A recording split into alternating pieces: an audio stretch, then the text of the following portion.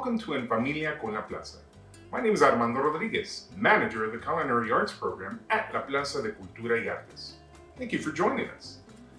It's Dia de los Niños, Day of the Children, and today we'll be celebrating literacy through reading, writing, and arts. For today's Culinary Arts workshop, instead of preparing a delicious recipe, we will be crafting a cookbook that we can use to write down recipes and collect interesting food stories. Now, you can also use your cookbook to draw pictures of fascinating ingredients or kitchen utensils that you wish to document. We'll make our cookbook even more special by collecting recipes from the past, especially from the adults and elders around us who have been cooking for years. Now, our cookbook will give us the opportunity to listen to their stories and write down their information so we can continue to pass it down from generation to generation. Now, remember, this is your cookbook and you can design it however you want, so be prepared to let your creativity flow for today's workshop. Now, take a moment to gather all your materials and make sure you have plenty of space for today's activity. Now, before we begin, please note an adult will need to help you with some of the steps, so please be very safe and careful with today's activities.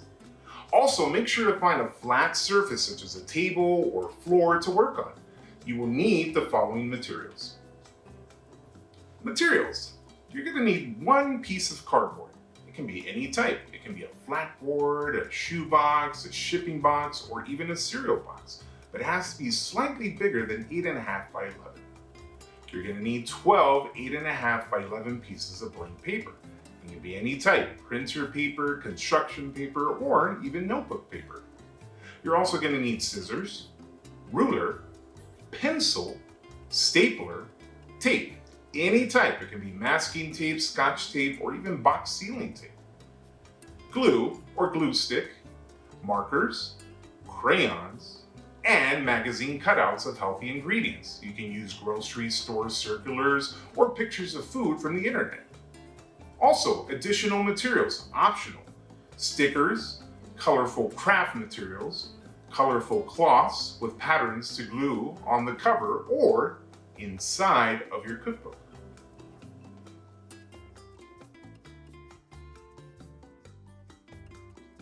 Food is one of the most important elements that humans need in order to survive. We use it to sustain ourselves with nutrients that our bodies need to grow and function. Now, throughout time, simple foods have evolved into elegant recipes and various cuisines. Now, a lot of recipes throughout time have used a variety of ingredients and are prepared with interesting cooking techniques. Food has also shaped many traditions and customs in cultures around the world. The exceptional part about food is the numerous recipes that can be passed down from generation to generation. And as recipes are shared with others, interesting stories start to flourish, and a sense of food and family history starts to build. Now, certain recipes might include a story about how a person traditionally prepares a dish, or the story behind a secret ingredient that was added to a special dish, or even the use of seasonal ingredients that were used during cultural events. Now, all of these stories include some form of memory or history that keeps the recipe alive. It allows us a glimpse into the recipe's past and provides a deeper understanding of the recipe itself. Now, perhaps the recipes we create today might evolve into something amazing in the future. And one thing is for sure, the history and the stories behind those recipes will continue to live on if we share them, talk about them, or even prepare them and write them down so that future generations can get a glimpse of foods we are enjoying in the present moment.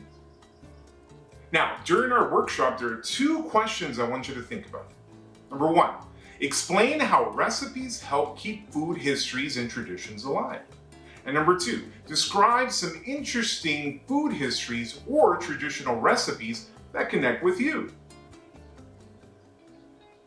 Now, today's project is a great activity that would allow you to begin your search for interesting food histories and family stories. Try talking to the adults or elders around you who have been cooking for years. Ask them about their favorite recipes, ingredients, or dishes.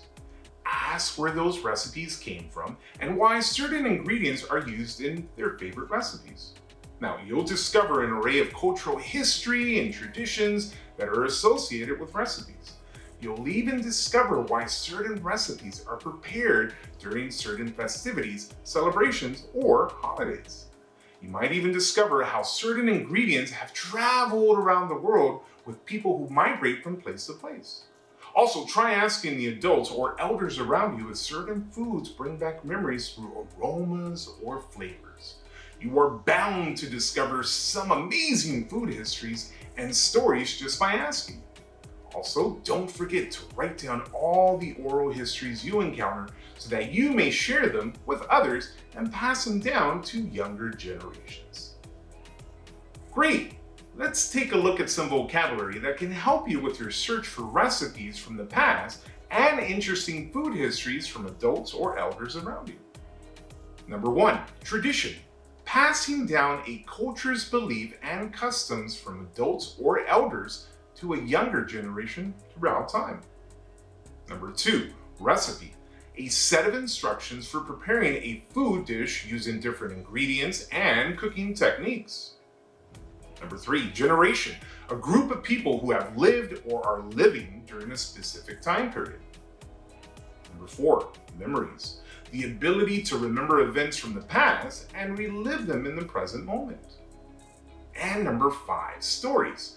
A collection of events or actions that happened in the past, retold in oral, artistic, or print form. Now, remember, try using these and other important words to help you collect recipes and food stories from the adults and elders you interview. Dedicate some of your time to invite them to sit down with you so that you may listen carefully what they have to say. Write as much as you can and don't forget to share your work with them so they can see their history and great stories preserved. For all the artists, try sketching what you hear. Sketch our ingredients, interesting cooking utensils, or interesting moments that are shared with you. Have fun!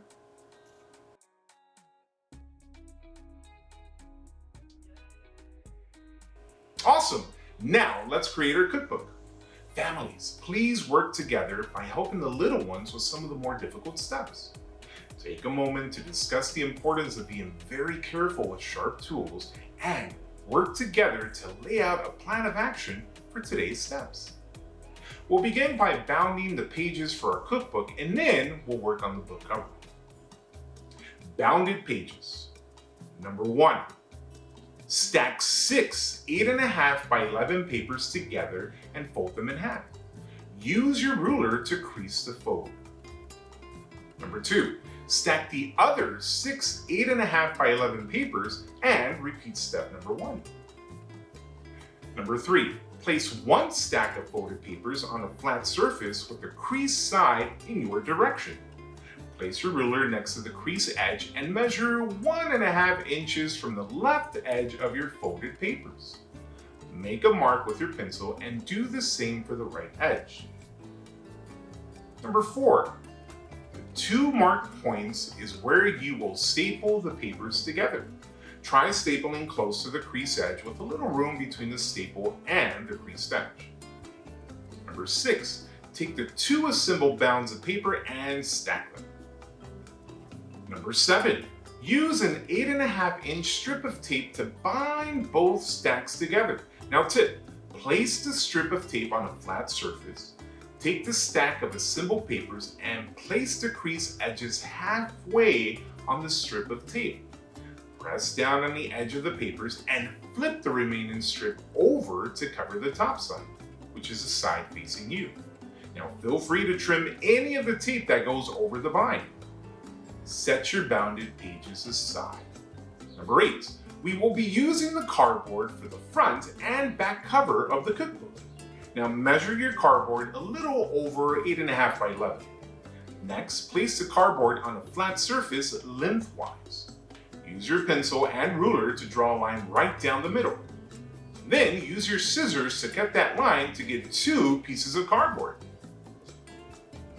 Number 9.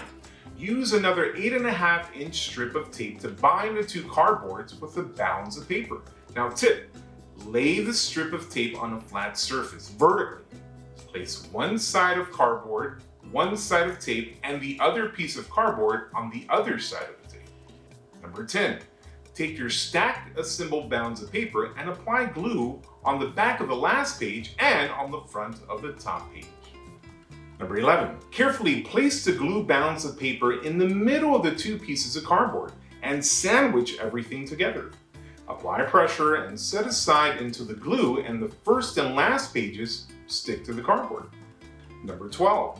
Decorate the front and back cover of your cookbook using markers, crayons, or cut-out pictures of food. Now, feel free to use stickers, colorful craft materials, and colorful cloths with patterns to glue anywhere you wish. Now, for all the artists, use your creativity to decorate the pages of your book with your drawings as you collect recipes. Great! Now it's time to collect great recipes, interesting cooking stories, or food histories from those around you. Now, I would recommend start with the adults who helped you with today's activity. Then ask the elders in your life or other people you know who enjoy food and cooking. Have fun collecting great recipes and food stories. Buen trabajo y adelante. Now, let's review the questions from the beginning of our workshop. How do recipes keep food histories and traditions alive? Are there any interesting memories, food histories, or traditional recipes that connect with you? Now, food writer Addie Broyles says it best in her 2016 article, Keep Family History Alive Through Food.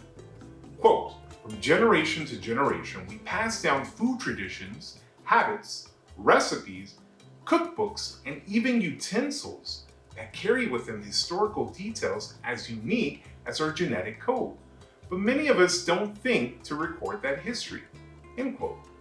Now, this is very true. A simple recipe or even a kitchen utensil might have so much story behind it that we often overlook those important details. If we ask about them, we might find ourselves unraveling tons of stories that have a deeper connection to ourselves. So ask about those stories behind those tasty recipes that are prepared for you. Try asking why they are so special and search for their untold stories. Because who knows, they might resonate with you on so many levels. Cleanup time! Now, it's important to make sure that we clean up our areas and that we put away our workshop materials after using them.